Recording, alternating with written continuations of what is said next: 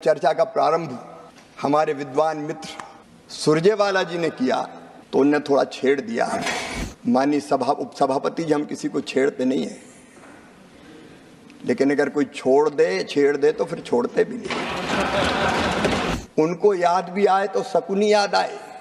शकुनी मतलब छल, धोखे और कपट के प्रतीक थे। मैं तो सीधे सीधे अपनी बात कहना चाहता था, लेकिन जब चर्चा का प्रारंभ हमारे विद्वान मित्र सुरजेवाला जी ने किया तो उनने थोड़ा छेड़ दिया। माननीय उपसभापति जी, हम किसी को छेड़ते नहीं है, लेकिन अगर कोई छेड़ दे तो फिर छोड़ते भी नहीं।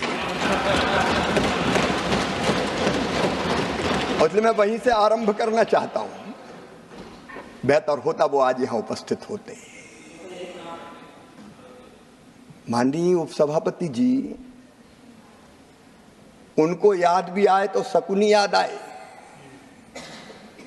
शकुनी, चौपड़, चक्रव्यूह और इन सारे शब्दों का संबंध है अधर्म से। जाकी रही भावना जैसी, प्रभु मूरत देखी सुनत ऐसी। शकुनी मतलब छल, धोखे और कपट के प्रतीक थे। चौपड़ में तो धोखे से ही हराया गया था।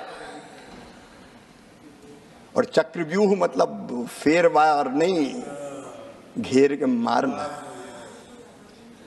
अब कांग्रेस को क्यों चक्रव्यूह, शकुनी, चौपड़ ये याद आते हैं?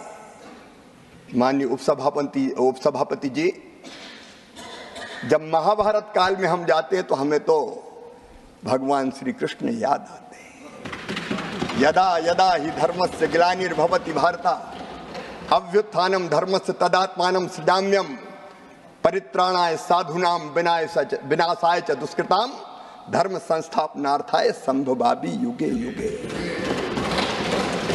हमको तो कन्हैया याद आते हैं।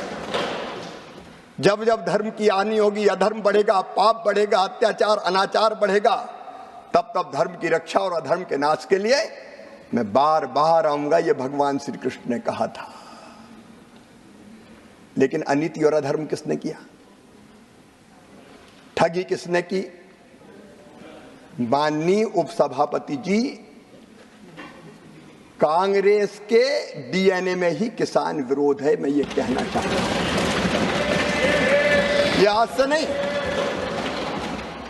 नहीं, प्रारंभ से ही कांग्रेस की प्राथमिकताएं गलत रही है। हमारे प्रथम प्रधानमंत्री स्वर्गीय पंडित जवाहरलाल नेहरू जी, मैं उनका आदर करता हूं,